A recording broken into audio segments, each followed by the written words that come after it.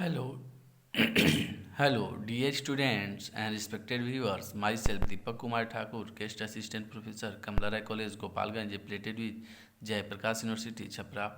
प्रिय विद्यार्थियों, आज हम लोग BA part one history subsidy से संबंधित जो महत्वपूर्ण प्रकरण या टॉपिक वैदिक सिविलाइजेशन से संबंधित चर्चा कर रहे हैं, इसी को आगे बढ़ाएंगे। ऋग वैदिक सभ्यता के चर्चा के क्रम में हम लोगों ने अभी तक विभिन्न पहलुओं को देखते हुए अब हम लोग आज ऋग्वैदिक कालीन सभ्यता के प्रमुख तत्वों के अंतर्गत राजनीतिक संगठन की चर्चा करेंगे। राजनीतिक संगठन या संरचना।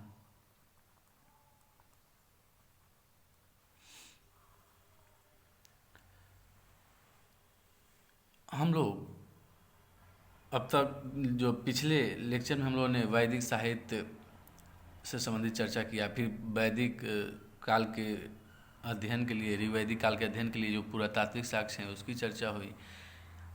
आज हम लोग राजनीतिक संगठन के विषय में चर्चा करेंगे और हम देखेंगे कि आर्य कई जनों में विभक्त थे। इनमें जो 5 जनों के नाम अक्सर मिलते हैं वे हैं अनु, दुह्य, यदु, पुरु, तुर्वस। इन्हें पंचजन कहा गया है। जन के अधिपति को राजा कहा जाता था। राजनीतिक संगठन की सबसे छोटी इकाई कुल अथवा परिवार होती थी।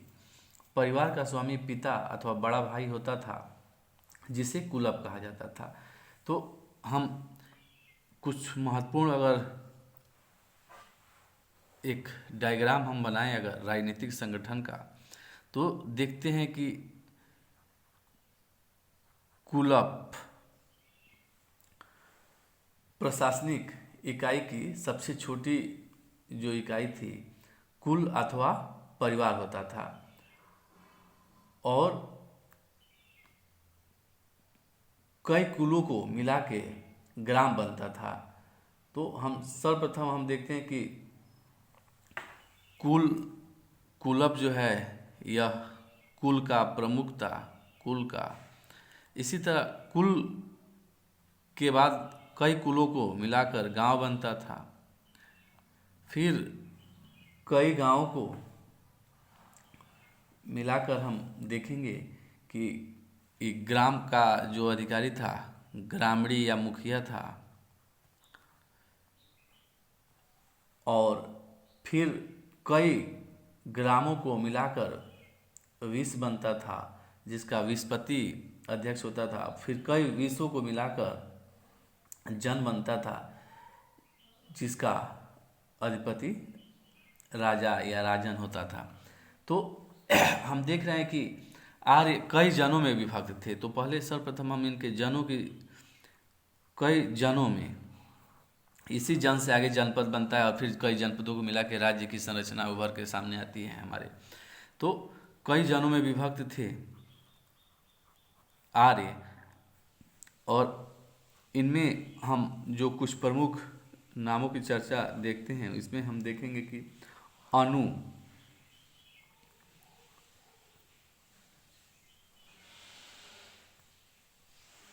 दुह्य, यदु, पुरु, तुर्वस। बहुत सारे जन थे। जिन प्रमुख 5 नामों की चर्चा हमें अक्सर मिलती है वे ये हैं। इनको सम्मिलित रूप से पंच जन कहा जाता था। पंच जन। जन के अधिपति को राजा कहा जाता था, जिसको हम इस सीरीज में अभी एक डायग्राम के माध्यम से, एक जो मॉडल है उसके माध्यम से दिखा देंगे। तो जन के अधिपति को राजा कहा जाता था। कहीं राजन, जनस्य गोपा इत्यादि नाम भी हम देखते हैं। तो राजनीतिक संगठन की सबसे छोटी इकाई कुल अथवा परिवार होता था। परिवार का स्वामी पिता अथवा बड़ा भाई होता था। जिसे कुलब कहा जाता था। कई कुलों को मिलाकर ग्राम बनता था। ग्राम वस्तुतः आत्मनिर्भर होते थे। ग्राम की सुरक्षा के लिए ऊंचे टीले पर एक पुर अर्थात दुर्ग बना होता था। ग्राम का मुखिया ग्रामीण कहा जाता था। ग्रामीण संभवतः नागरिक तथा सैनिक दोनों ही प्रकार के कार्य करता था। ग्राम से बड़ी संख्या विष होती थी, जिसका स्वामी विषपति कहलाता था। एक कई ग्रामों का समूह होता था और अनेक विषों का समूह जन होता था। जन के अधिपति को जनपति या राजा कहा जाता था। देश या राज्य के लिए राष्ट्र शब्द आया है, किंतु यह प्रभुता संपन्न राज्य का सूचक नहीं है। एक स्थान पर कई राष्ट्रों के राजा का उल्लेख है। आर्यों के ये विभिन्न जन परस्पर आपस में युद्धरत रहते थे, संघर्ष करते थे। इनकी आपस में लड़ाई हुआ करती थी। ऋग्वेद में एक स्थान पर 10 राजाओं के युद्ध का उल्लेख हुआ है, जो भरतों के राजा सुदास के साथ हुआ था। सुदास के पुरोहित वशिष्ठ थे और इनके विरुद्ध 10 राजाओं का एक संघ था, जिसमें हम 5 जनों के अतिरिक्त जो उपयुक्त 5 जन थे, अनु, दुह, यदु, पुरु, तुर्वस, इसके अलावा इनके अलावा 5 अन्य जनों की हम चर्चा देखते हैं, जिसमें हम अनिल, पक्त, भलानस, शिव तथा विषाणी, ये 5 जन देखते हैं। इनके राजा सम्मिलित रूप से युद्ध में शामिल हुए। ऋषि विश्वामित्र इस संघ के पुरोहित थे। यह युद्ध पश्चिमोत्तर प्रदेश में बसे हुए पूर्वकालीन जन तथा ब्रह्मावर्त के उत्तरकालीन आर्यों के बीच उत्तराधिकार के प्रश्न पर लड़ा गया था।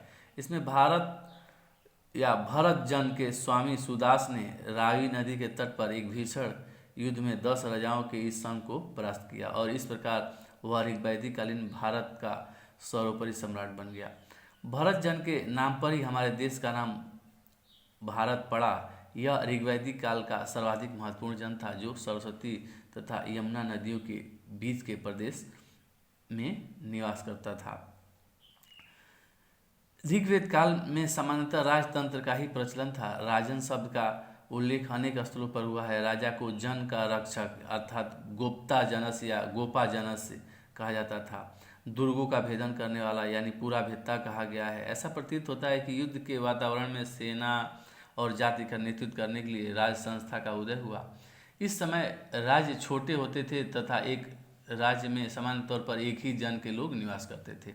राजा युद्धों में और जो राज्य की जो एक संकल्पना है बहुत स्पष्ट रूप से उभर कर नहीं आती है। जन का ही रूप था, जिसे समझने की दृष्टि से हम राज्य कह सकते हैं। राजा युद्धों में स्वयं जन का नेतृत्व करता था। राजा का पद इस समय दैवी नहीं समझा जाता था। प्रारंभ में इसकी स्थिति कबायली मुखिया जैसी ही थी। कालांतर में सम्राट शब्द का उल्लेख तथा विश्वस्य भुवनस्य राजा अर्थात संपूर्ण संसार का राजा की अवधारणा से स्पष्ट हो जाता है कि राजपद अत्यंत गौरवशाली एवं प्रतिष्ठित समझा जाने लगा था। राजा विशाल एवं भव्य राजमहल में निवास करता था। एक स्थान पर सहस्त्र द्वारों वाले गृह अर्थात सहस्त्र, जिसको संस्कृत में शब्द है सहस्त्र द्वारम गृहम, तथा दूसरे स्थान पर राजप्रसाद को सहस्त्र स्तंभों वाला सभा स्थान कहा गया है। प्रारंभ में राष्ट्र की सारी प्रजा मिलकर राजा का चुनाव करती थी, परंतु बाद में यह पद आनुवंशिक हेरिडेटरी हो गया। राजा का प्रमुख कर्तव्य प्रजा की रक्षा करना था। राजा रक्षा के बदले प्रजा से उपहार आदि प्राप्त करता था। ऋग्वेद में बलि शब्द का उल्लेख कई स्थानों पर मिलता है। इसका प्रयोग भेंट अथवा देवताओं को चढ़ावे के अर्थ में किया गया है। यह स्पष्ट नहीं है कि प्रजा स्वेच्छा से इसे राजा को देती थी अथवा यह अनिवार्य कर था। लगता है कि जन के लोग स्वेच्छा से इसे राजा को प्रदान करते थे, किंतु विजित जातियों से यह अनिवार्य रूप से लिया जाता होगा। बलि मुख्यतः अन्न के रूप में दिया जाता था, जो स्वेच्छा से दिया जाता था या लिया भी जाता था। जो विजित जन होते थे या कबीले होते थे, उनसे जबरदस्ती यानी अनिवार्य कर के रूप में था। ऋग्वैदिक युग में राजा भूमि का स्वामी नहीं था, वह प्रधानतः युद्ध का नेता होता था। वह व्यक्तिगत रूप से युद्धों में भाग लेता था। राजा के वैधानिक तथा न्यायिक कार्यों के विषय में ऋग्वेद में कोई सूचना नहीं मिलती है। सभा और समिति नामक दो संस्थाएं राजा की निरंकुशता पर नियंत्रण रखती थीं। और ऋग्वेद में अनेक स्थानों पर सभा का उल्लेख हुआ है, किंतु उनसे उसके कार्यों पर कोई प्रकाश नहीं पड़ता। ऐसा प्रतीत होता है कि सभा कुलीन अथवा वृद्ध मनुष्यों की संस्था थी, जिसमें उच्च कुल के उत्पन्न व्यक्ति ही भाग ले सकते थे। इसके विपरीत समिति सर्वसाधारण की सभा होती थी, जिसमें जनों के सभी व्यक्ति अथवा परिवारों के प्रमुख भाग ले सकते थे। जो समिति थी आजकल के लोकसभा, और सभा जो थी आजकल के राज्यसभा के प्रतिरूप के रूप में हम इसे देख सकते हैं। तो समिति में सभी व्यक्ति अथवा परिवारों के प्रमुख भाग ले सकते थे। इन दोनों ही संस्थाओं का शासन पर महत्वपूर्ण प्रभाव होता था। राजा के अभिषेक के लिए भी इनकी सम्मति आवश्यक समझी जाती थी। ऋग्वेद में न केवल राजा तथा समिति के बीच पूर्ण सहमति, अपितु समिति के सदस्यों के बीच परस्पर मतैक्य पर भी बल दिया गया है, जिसका उल्लेख हमें ऋग्वेद में मिलता है, जिसमें हम देखते हैं कि संगच्छध्वम संवदध्वम संगो मनासी जानताम समानो मंत्र समिति समान समानम मनः स चित्त मेषाम।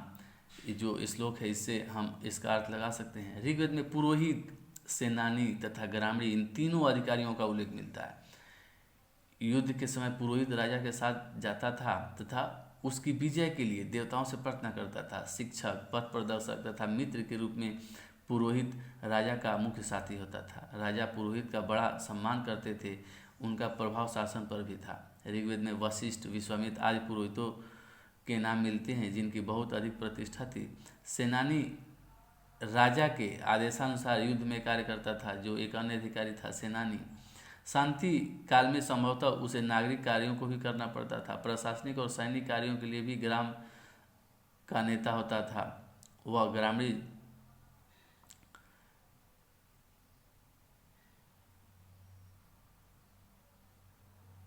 जो सेनानी था उसे शांति काल में नागरिक कार्यों को भी करना पड़ता था। जो और एक अन्य जो अधिकारी है ग्रामीण, प्रशासनिक और सैनिक कार्यों के लिए ग्राम का नेता होता था। वह ग्रामीण जनता के हितों का प्रतिनिधित्व करता था।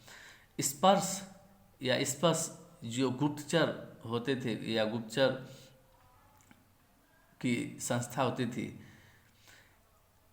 तो संस्था तो बाद में के रूप में बाद में डेवलप हुआ। देखते हैं कि स्पर्श एक गुप्तचर था तथा दूत नामक कर्मचारियों का उल्लेख मिलता है, जिसका उपयोग राजा करता था। तो इस प्रकार दूत संदेश ले जाने का काम करता होगा। तो स्पर्श जो गुप्तचर थे, जो गोपनीय सूचनाएं एकत्रित करते थे राज्य के या जन के विभिन्न भागों से, या एक कबीले या दूसरे कबीले के बीच में जो भी गोपनीय सूचनाएं होती थी वो राजा को पहुंचाई जाती रही होगी। इसके अतिरिक्त और भी कर्मचारी रहे होंगे, परंतु उनका उल्लेख ऋग्वेद में बहुतायत में हमें देखने को नहीं मिलता है। बाद के कालों में हम देखते हैं कि उत्तर वैदिक काल में अधिकारियों की एक श्रृंखला थी। ऋग्वैदिक काल की विधि तथा न्याय व्यवस्था के विषय में हमें निश्चित रूप से कुछ ज्ञात नहीं है। न्याय वितरण का कार्य संभवतः पुरोहित की सहायता से राजा ही करता था। चोरी, बेईमानी, धोखाधड़ी आदि अपराधों के उदाहरण मिलते हैं। रात में पशुओं की चोरी एक आम अपराध था। मृत्युदंड की प्रथा का प्रचलन हम नहीं देखते हैं, लेकिन शारीरिक दंड तथा जुर्माने किए जाते थे। हत्या करने के अपराध में धन दान द्वारा मुक्त होने की भी प्रथा थी। एक व्यक्ति को शतदाय कहा गया है, क्योंकि उसके जान की कीमत 100 गाय थी। अपराधी को खूंटे से बांधे जाने का भी उल्लेख मिलता है। इस प्रकार हम जब देखते हैं कि एक प्रशासनिक व्यवस्था का एक तंत्र था, तो एक सक्षम तंत्र देखते हैं। लेकिन हालांकि उत्तर वैदिक काल में इसमें और अधिक विकास हुआ, और जो राजा के प्रशासनिक अधिकारियों थी उनकी संख्या में भी वृद्धि देखने को मिलती है। तो कुल जो प्रशासन की सबसे छोटी इकाई थी कुल थी, इसका प्रमुख कुलप होता था। उसके बाद से गांव का अधिकारी ग्रामीण, फिर विस जिसका अधिकारी विस्पति होता था,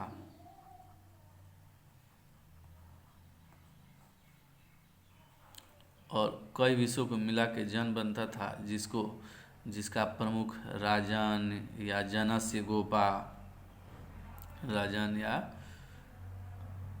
जनस्य गोपा या गुप्ता कई जगह मिलता है वो किताबों में।